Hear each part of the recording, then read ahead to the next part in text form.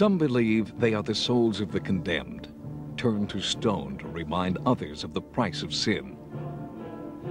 Others say they are demons and devils spared eternal damnation.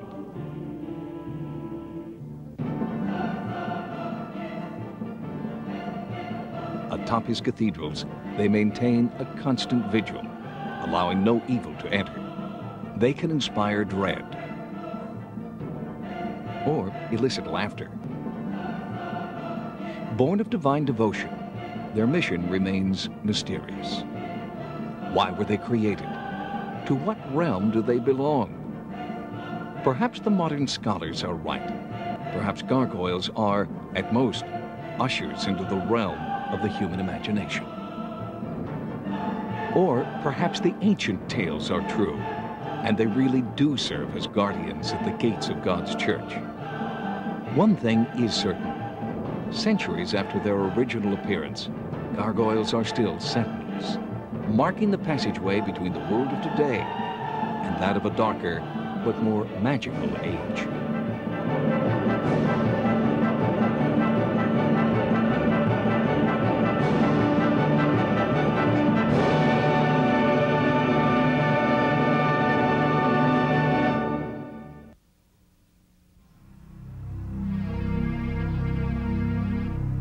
Where do gargoyles come from?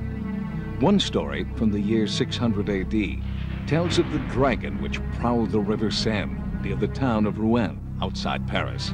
It terrorized the townfolk, devouring ships and men. The dragon's name, Gargoyle. Finally, deliverance came in the person of Saint Romanus. To prove the might of Christianity, he set out to destroy the dragon. After a terrible battle, Saint Romanus defeated and captured the beast, delivering it to the town square, where the villagers set Gargoyle ablaze. Its body was consumed by flames, but its head and neck remained unburned. The villagers mounted the flame-proof head and neck upon the village wall, an enduring reminder of God's power. Today, the cathedral at Rouen pays tribute to the myth of Gargoyle. According to legend, the practice spread. The head and neck of Gargoyle became the model for gargoyles for centuries to come.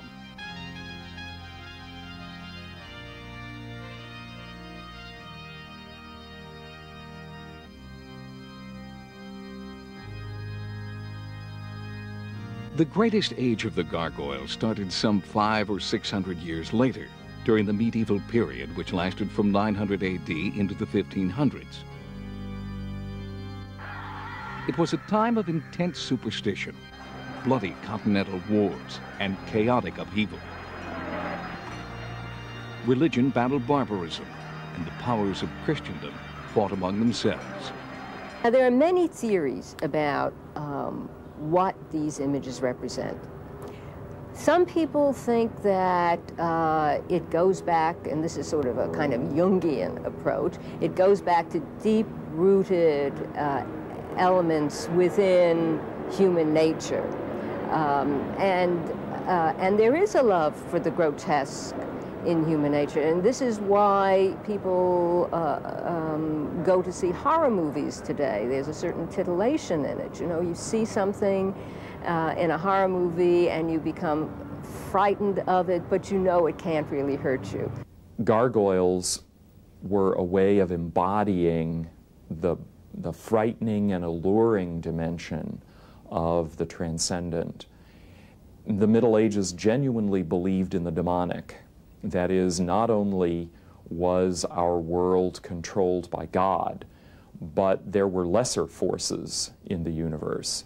And these lesser forces had some immediate control over all of our lives. So gargoyles were a way of embodying those frightening dimensions, if you will, of our world. There's a human dimension to gargoyles. It involves a kind of community of looking, that people come and look at them, they find their favorite gargoyle, they bring their friend and say, hey, look at this one.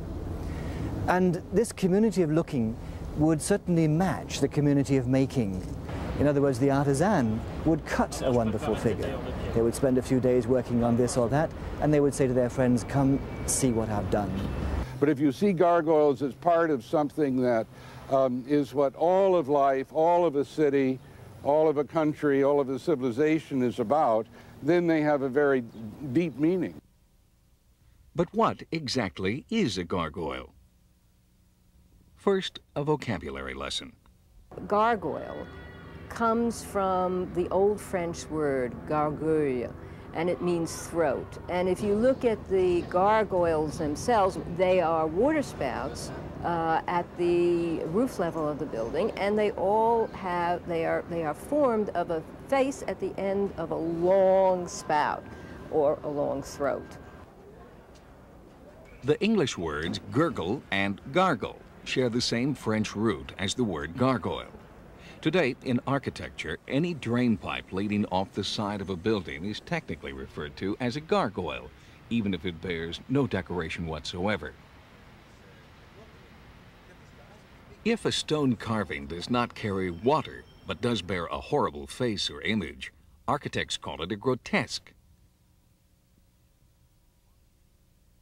Strange beasts or monsters that combine the characteristics of two or more animals are called chimeras. Figures that serve as corbels, the architectural term for a bracket, are often called corbel grotesques. Traditionally, gargoyles were placed on the walls, spires, and flying buttresses of Gothic cathedrals. Unsurprisingly, the Gothic style has been called God's architecture. France is home to the greatest Gothic cathedrals in the world. Most of its existing 93 cathedrals were constructed in the Middle Ages. The two greatest of these are Notre Dame and Chartres.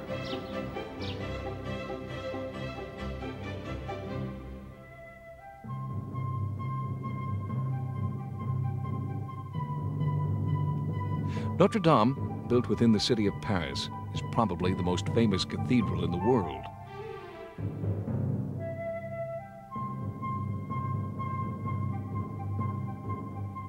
Though the hunchback of Notre Dame may be only legend, the gargoyles that grace the cathedral's spires are very real. They are rumored to take flight after dark and watch over the cafes of Paris.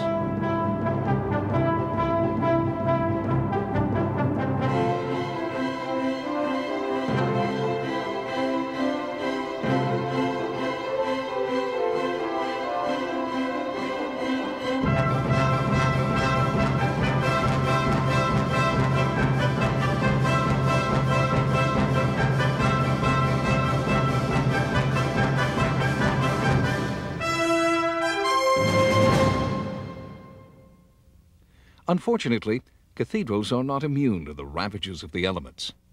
Most cathedrals require constant repair.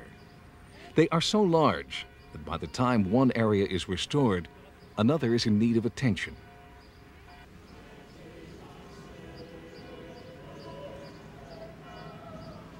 The nearby Our Lady of Chartres is considered by many to be the greatest single example of high Gothic architecture in the world. No other cathedral is of such singular and consistent quality. The current structure is the sixth on the site.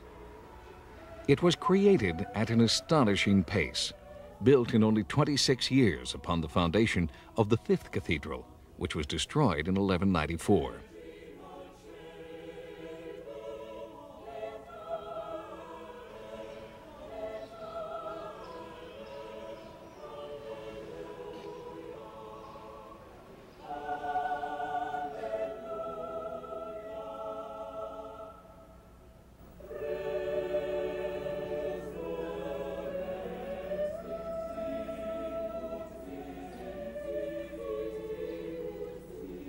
Both Chartres and Notre Dame are studded with gargoyles at every level.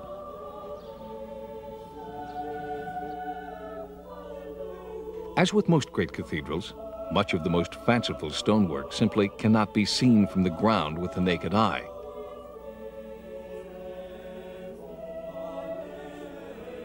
But that doesn't mean the gargoyles don't have a bird's eye view of the mortals below.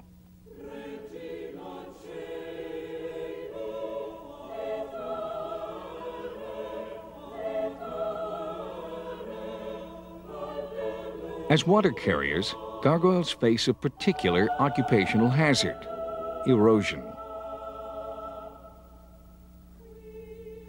Few of the gargoyles at the great cathedrals last more than a century. Over the millennia, many have been washed away. But thanks to constant attention, most have been replaced or restored, though some are unrecognizable or obscured. Whose face graces this beast? A tormented soul encased in stone? Or merely the visage of some mason's boss or noisy neighbor? Who are these faces supposed to be? And how long will it be before this gargoyle turns to dust and falls to the street below? It might seem strange that a church dedicated to the gospel would adorn its greatest cathedrals with these fearsome beasts.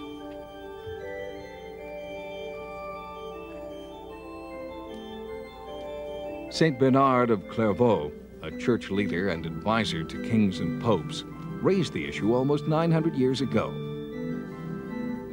Of what use to the brothers reading piously in the cloisters are these ridiculous monstrosities, these prodigies of deformed beauty? There on one body grow several heads, and several heads have one body. Here a quadruped wears the head of a serpent, and the head of a quadruped appears on the body of a fish.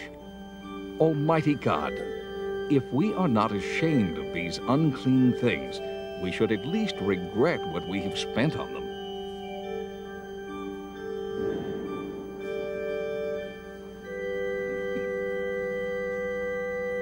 But spend on them they did.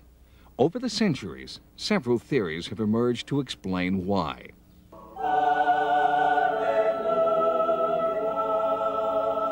The first is that gargoyles and grotesques are part of what is called the scripture in stone, an attempt to preach the gospel to the warring and illiterate clans of pagan Europe.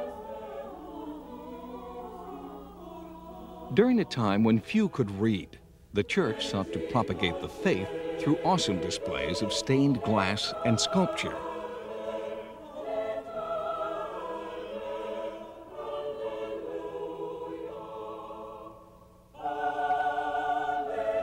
A few scholars believe that gargoyles were inspired directly by passages in the Bible.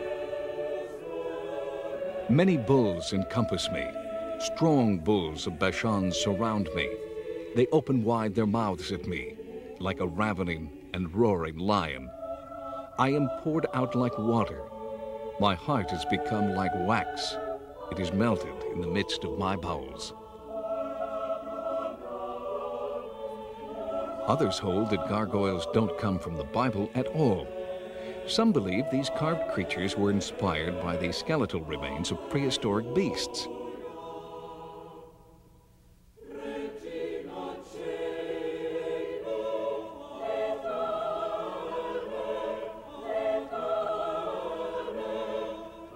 Still others argue that gargoyles are an expression of mankind's subconscious fears.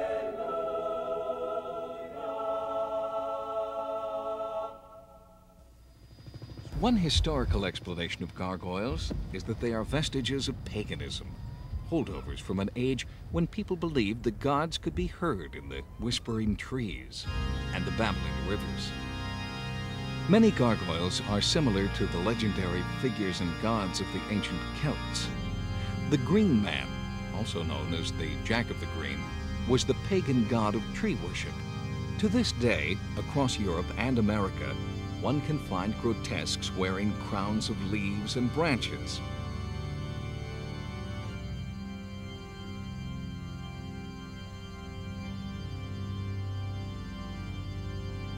Another common image from paganism is the multi-faced grotesque. Three-faced gods of the Celts were once used to represent the Holy Trinity, until the Pope banned the practice.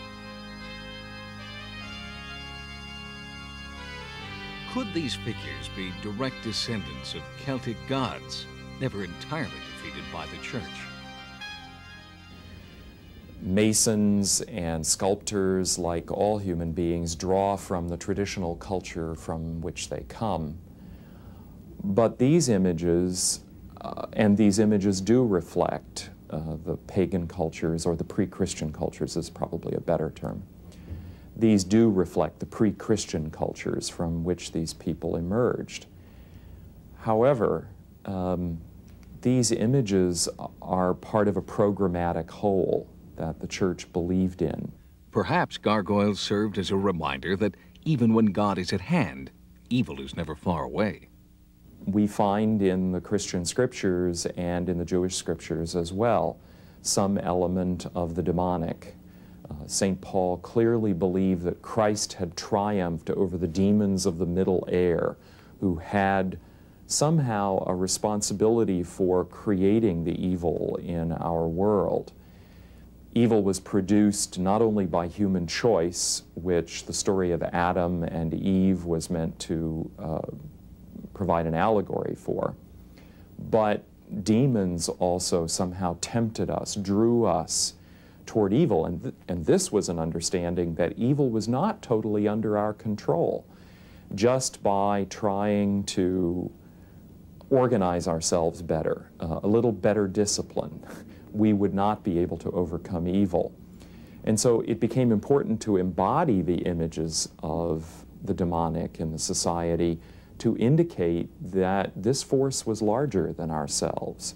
And gargoyles provided a way of indicating that that force was bigger than we were. Gargoyles were also a source of popular entertainment. In an age without movies or books, stone carvers were the Steven Spielbergs and Stephen Kings of their day, providing folks with a good scare, and sometimes a good laugh. Whatever their origin, gargoyles still tell us something about how an earlier society saw the world. I think what gargoyles tell us about the church and the society of the Middle Ages is that they were much more accepting, perhaps, than we are, of this frightening dimension of our world. They were able to bring into their world these gargoyles and feel that by bringing them in, those gargoyles were controlled in some way by the supernatural. God was in charge of the universe. Gargoyles were simply a part of the world, but God was in charge of demons. And so an image of gargoyles meant that we knew that God continued to be in charge of the world. Many scholars have wondered about these sculptures on churches and in cathedrals. Where do they come from? Why are they placed there? And when we think about it, you have to think about a number of aspects of society. You have to think about who commissions the works. You have to talk about what role the artist plays in terms of how much freedom did the artist have in what he placed where in the cathedral. You have to think about who is going to be looking at these works of art. Are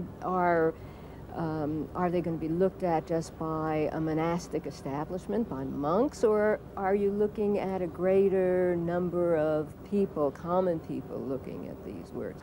Other scholars have believed that it is in these marginal areas of the church, way up high, where not too many people can see, where not too many people wander, that the artist had greater freedom to express very base appeals of society, that he was no longer restricted in those areas to moralistic teachings. If modern scholarship can tell us only so much about why gargoyles have endured, legends and myths may actually tell us more.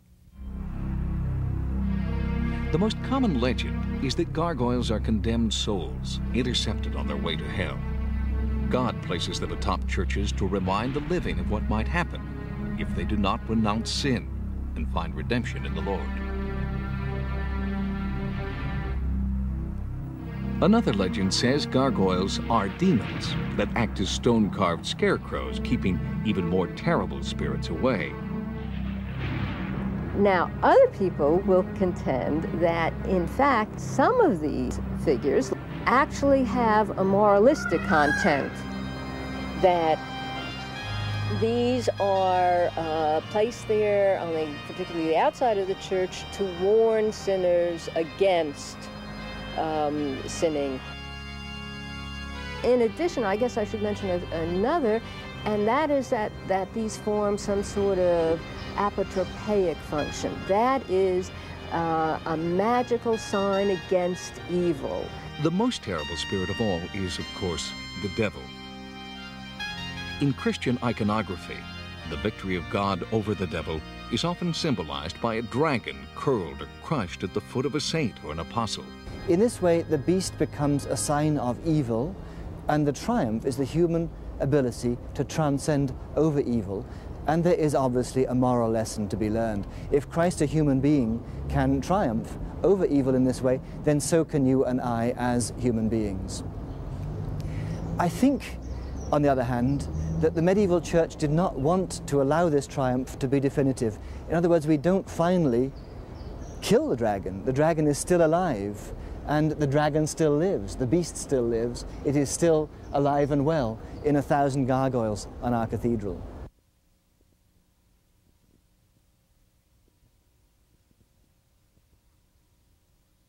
But every carved creature symbolizes something, and in the Middle Ages, sometimes many things. Any image may serve a number of different functions, so these are not necessarily mutually exclusive reasons, but exemplify the multi-layered aspects of a complex culture, because the Middle Ages is as complex as we are today. Chimeras are typically part goat, part reptile, and part lion. The basilisk is a particularly reviled creature who, according to wives' tales, could be found in the roofs of old houses. The basilisk was said to be born from the satanic mating of venomous toads and roosters. During the 15th century, syphilis spread throughout Europe. It was believed to be caused by the venom of the basilisk. An old poem explains how to kill this creature by using a mirror to return its deadly gaze. To eye of basilisk that e'er with venom slew, returns the looking glass the beast's death-bringing gaze. So to themselves returns the evil sinners do, and what more fitting than its poison end their days. This small dragon, called an aspic, is often depicted with one ear to the ground and the other clogged with the tip of its tail, symbolizing the refusal of the sinner to listen to the word of God. But not all gargoyles are evil. The griffin usually combines two noble animals, a lion's body with the head and wings of an eagle. Griffins are creatures of many ages and cultures. Their nature is a metaphor for the duality of Christ, who was of both flesh and God. During the Middle Ages, animals were not merely wildlife, livestock, or pets. Everyday creatures were capable of mystical power. In 1474, a chicken was tried and sentenced to death for laying a basilisk's egg. In 1394, a pig was tried and hung for sacrilege. His crime, eating a communion wafer. Even the simple crowing of a rooster was sometimes considered the devil's work. In the bestiary of gargoyles and grotesques, the most innocent of creatures can have ominous or glorious significance. For example, the frog is often a symbol for lewdness.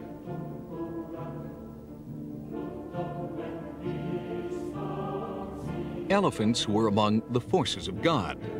They could also represent the biblical Adam. Why? It was believed a male elephant wouldn't mate until given a mandrake root by a female elephant. The mandrake symbolized the apple of the Garden of Eden.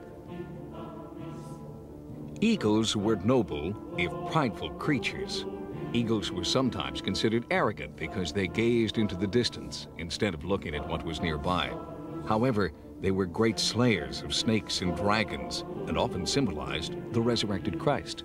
Because pelicans feed their young from a pouch, it was thought they sacrificed their own blood for others. This was a metaphor for Christ's sacrifice on the cross. Bats were particularly powerful, and the devil is often shown wearing the wings of a bat. But bats could also be used for protection. People nailed them to the doors of their homes to ward off evil. Bats also adorn the walls and spires of many a cathedral. A powerful beast, the lion is not always a symbol of good. The story of Daniel in the lion's den is a parable for the dangers God can place in the pilgrim's path. But the lion just as often represents the authority of God over his subjects. Cats, particularly popular on French cathedrals, were not just household companions. Cats hunted at night, and when they fed, it was not always on mice. But all the gargoyles on the famous French cathedrals are not fearsome or demonic. Many satirize or pay tribute to monks, bishops, and laymen.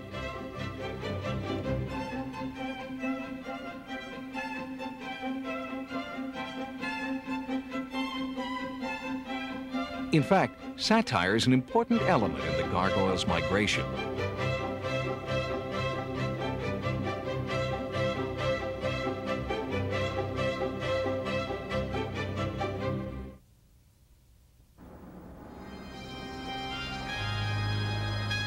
Oxford University was founded as a school for the clergy over 800 years ago.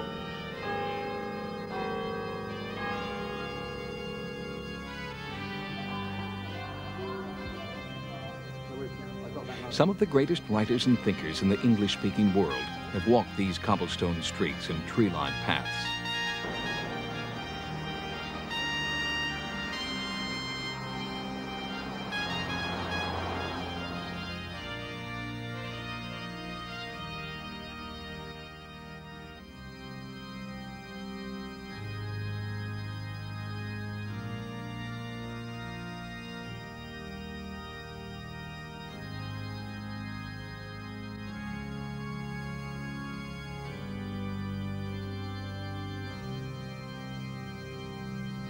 Alas, as with Notre Dame and Chartres, wind and weather have taken their toll on Oxford's gargoyles and grotesques.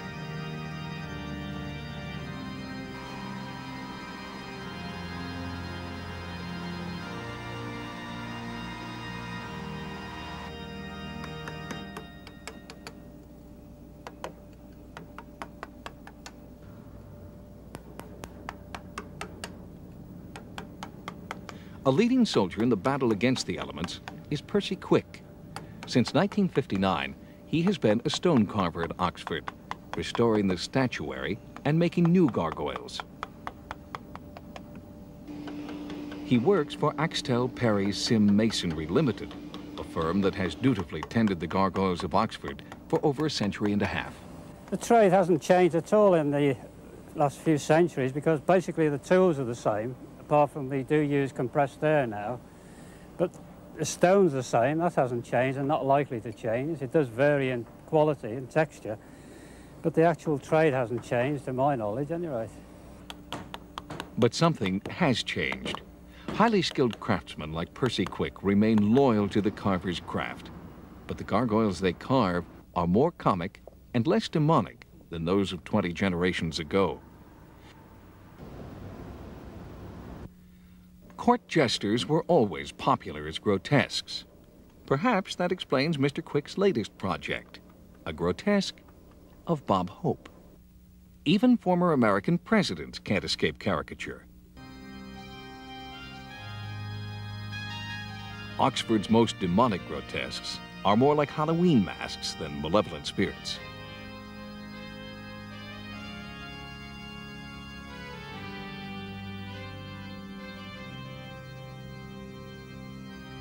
These gargoyles don't seem particularly concerned with your eternal soul. Perhaps they are too consumed by their eternal headaches.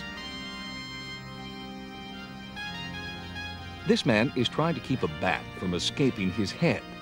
And if you look closely, this fellow is holding a snake tight to his chest. Could this be his inner demon, or perhaps his inner child?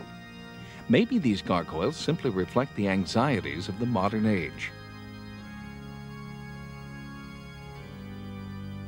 Others are of a decidedly older vintage and in need of Mr. Quick's quick attention. Here, the king and queen look quite fine, but the prince has probably seen better days. But then again, we knew that. Gargoyles are clearly popular here at Oxford. Apparently, it's even good luck to throw coins in them. Some traditions continue. Carvers find their inspiration close to home. Tony Walker, another mason and lifelong friend of the Gargoyles. The craftsman or mason would do them because he worked with a team of master masons, and in the master masons, he may have somebody he didn't like, or in places like this, a don or a lecturer he didn't like, and he would put his face in the grotesque. Maybe evil, maybe poking the tongue out, showing his teeth, especially in medieval times, and even now, and we got bosses that we don't like, and we would do the same, getting back at them for time immemorial. Many of them can be seen along the walls of Magdalen College. The surveyor in charge seems to be listening forever to a lewd toad and a not-too-evil dragon. The former managing director of Axtell Perry Sim is lionized, literally. The site foreman has grown a beard, perhaps to hide the resemblance. Beside him is Mr. Quick, who seems a bit less angelic. And the carvers did not spare the residents of the college. The bosses of Magdalen College are honored along St. Edmund's Hall.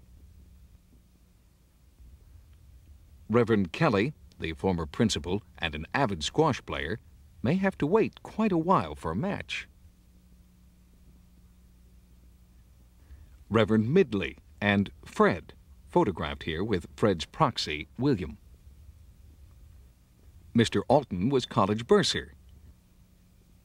Perhaps if you're a grotesque, you really can take it with you.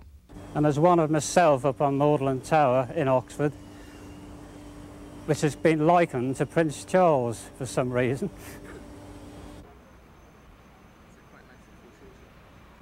Over the years, Oxford became a model for universities around the world, including the New World. Princeton University in New Jersey might be described as a modern-day Oxford. Founded as a Presbyterian seminary, it grew to become one of America's top schools. And as a secular institution, one might think that it would have no place for gargoyles. Don't be so sure.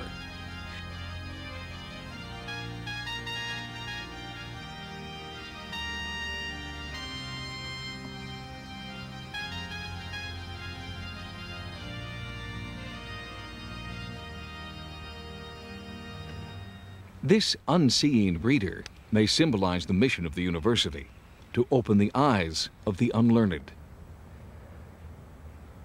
This gargoyle, one of Princeton's most famous, is called the literate ape. The subject of the ape's lecture remains unknown, but perhaps he is instructing this nearby football player on the perils of ignoring his studies. Even at Princeton, the power of ancient symbols has not faded completely. On the door of the university chapel, there is the figure of a chained dragon. Could this be the same gargoyle that St. Romanus burned in the town square at Rouen? Yeah. Some images have evolved. Carved monkeys may have been common 8 centuries ago, but back then, they did not carry cameras. While the cathedrals depict saints and prophets to inspire religious faith, Princeton has Benjamin Franklin and Alexander Graham Bell, who inspire faith in progress and science. Every community celebrates its heroes, and Princeton is no exception. Gladiators of the gridiron are commonplace on the campus.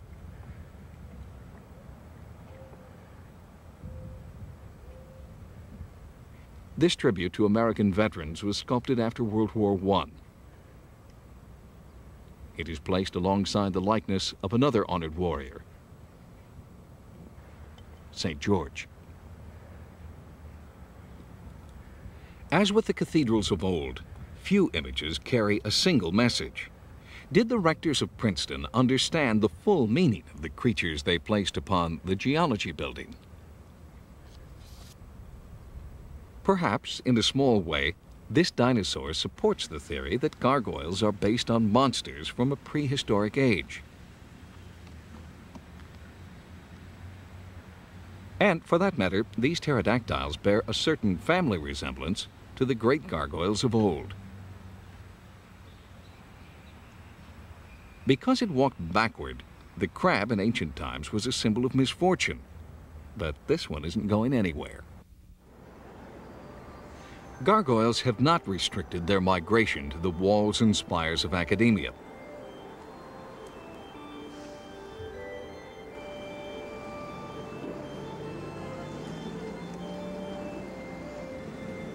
In fact, they have selected their perches to look upon almost every facet of modern life. No place in America has more gargoyles per square mile than New York City.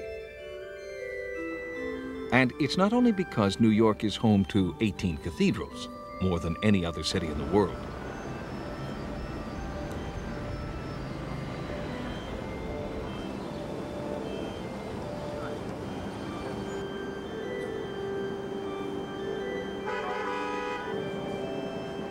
St. John the Divine in New York is already the world's largest cathedral, and it is still under construction. Gargoyles, grotesques, and other carved creatures perch amidst the scaffolding and spires of this great building. The cathedral has many, many, many gargoyles, and some are sort of technical gargoyles in the sense that they have the original function of a gargoyle, which was a water spout.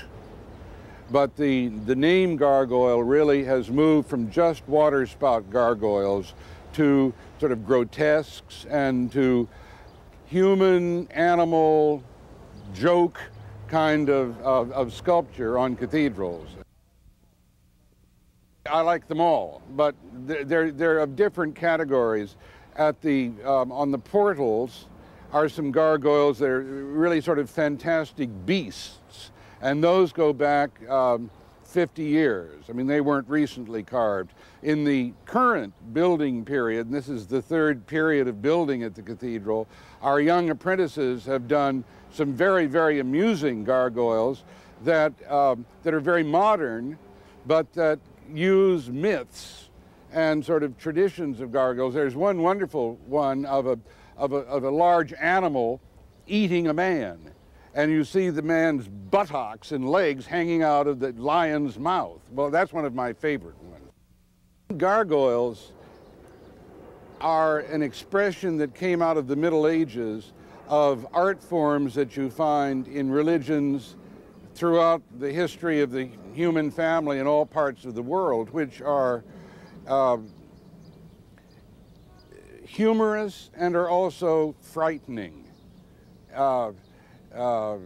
A man being eaten by a lion is sort of frightening, but you just read a little bit of Freud or Jung or depth psychology, and those kinds of images are what all of us have in our dreams, and they're part of life. And that is really the deeper meaning of this kind of sculpture in religious buildings.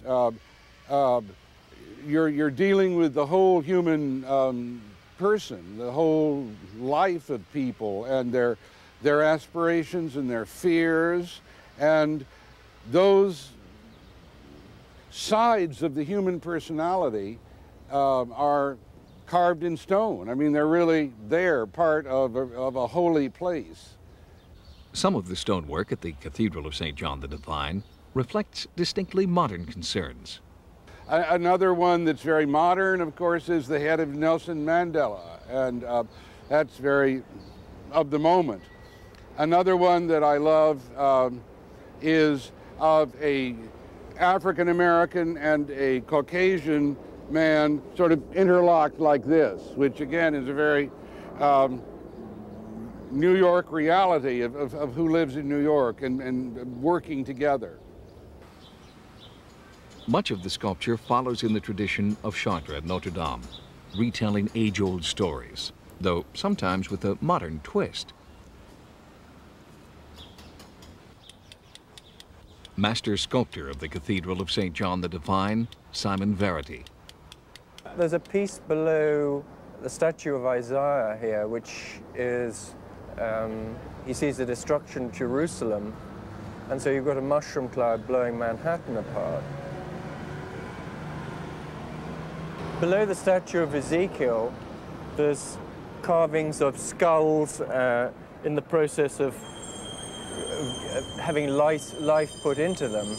And that's Ezekiel's vision of a valley of dry bones coming to life. Our problem is to make the writing, as it were, as clear and as legible as possible.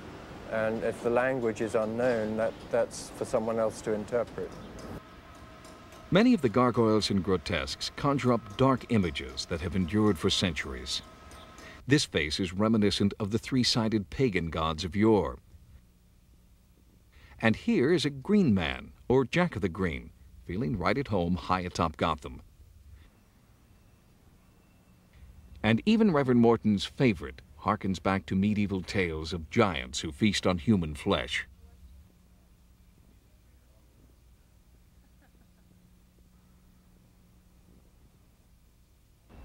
In a metropolis that is often called a modern-day Sodom and Gomorrah, it's not just the famous buildings that need gargoyles. When you look around the buildings, particularly in New York, there are a lot of very wild carvings of grotesques and gargoyles that are put there facing out to ward off evil. You'll see them above doors, above windows, and high up.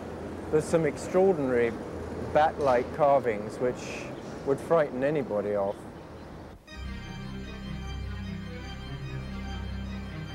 Gargoyles can even be found on Wall Street, the capital of world finance.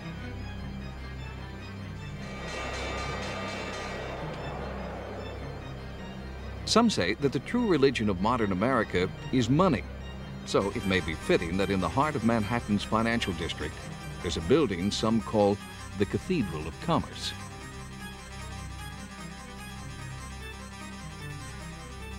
Finished in 1913, the Woolworth Building was the world's tallest until 1930, when the Empire State Building was completed. And at the insistence of its builder and namesake, Frank Woolworth, it brought Gothic architecture into the age of the skyscraper. In its time, it was a wonder. The 1915 Panama Pacific Exposition declared it the most beautiful building in all the world erected to commerce. Sticking to the principle that made him rich in the first place, Woolworth paid for the construction in cash. Well known for his strict bookkeeping, the 5 and dime magnet can be seen in the lobby, counting his coins. And here, the building's architect, Cass Gilbert, cradles his creation. And because everyone deserves some credit, the rental agent can be seen closing a deal. Instead of Bible stories, the building's exterior is a tribute to capital and labor, supply and demand, commerce and banking.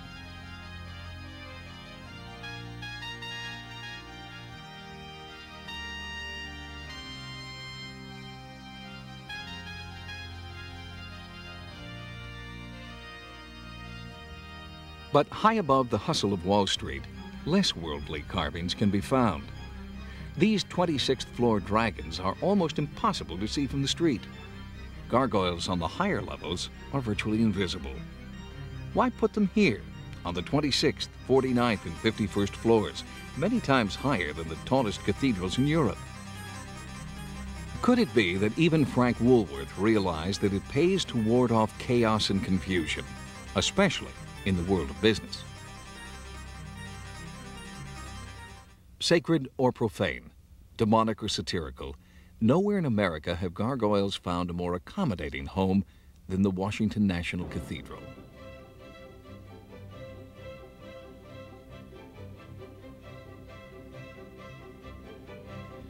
It is officially called the Cathedral Church of St. Peter and St. Paul, but it is known to everyone as the Washington National Cathedral. Situated on some 55 acres in the heart of Washington, D.C., It overlooks the Capitol and the White House. Most of the great cathedrals of the Old World took several centuries to build. In America, where everything moves fast, the Washington National Cathedral was built at a blistering pace, taking only 87 years from start to finish. Following the age-old practice of placing churches and cathedrals as close to God as possible, the National Cathedral rests atop Mount St. Alban, Washington's highest point.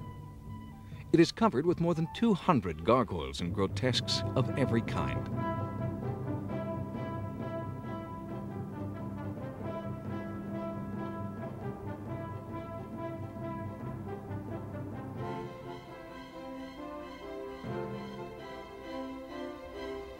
Most are real gargoyles, built to carry water from the building. No two are alike, and a great many have special stories.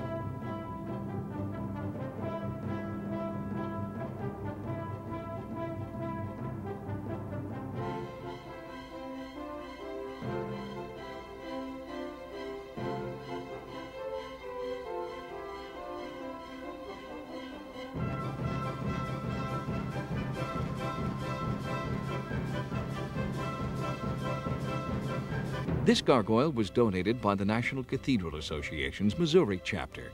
The bear, the symbol of Missouri, is peering through the St. Louis Arch. This well-read elephant was donated by someone who loved both the cathedral and books, the manager of the cathedral's bookstore. This cat, the night hunter, is in the grand tradition of Notre Dame. If you look closely, you will see she wears the uniform and hat of a National Cathedral docent.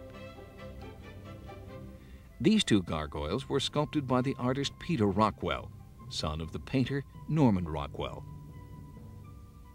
Many of the gargoyles and grotesques of the National Cathedral carry forward the tradition of portraying symbols of evil in a satirical light. There are devils and dragons, serpents and lizards aplenty. Some do battle with each other, perhaps showing that there is dissension even among the ranks of the damned. There are frogs and locusts, cats and bats, roosters, and tortured souls. Others offer a decidedly sharp break with the past.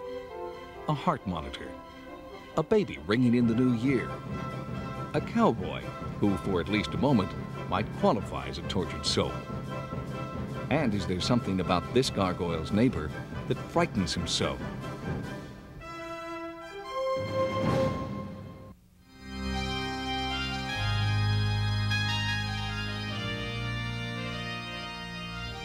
In an age when science and technology explain so many of the mysteries and wonders of life, it may seem odd that we still keep company with these strange and wondrous creatures. What is it about gargoyles that has kept them immune from the impulse of reason? What does our fascination with them tell us about ourselves? What gargoyles may be telling us is that we don't totally have control over our social structure. We don't have control over the buildings that we build. They fall down in earthquakes. They decay. I mean, you may wonder why there are no gargoyles on Holiday Inns. Gargoyles don't belong there. Why? Because they tell us that our world is unpredictable. They tell us that the world that we're trying to control by our neatness and by our cleanliness and by our order is not a world that we can always manage. And so those gargoyles, to try and put gargoyles on a Holiday Inn would simply be odd. We're interested in ornament, but we don't want to be reminded that the world we live in day after day has that kind of unpredictability and lack of control. Gargoyles. In the Middle Ages, they stood as guardians at the gate of God's house. Today, they are sentinels in stone to human imagination, fear, and hope.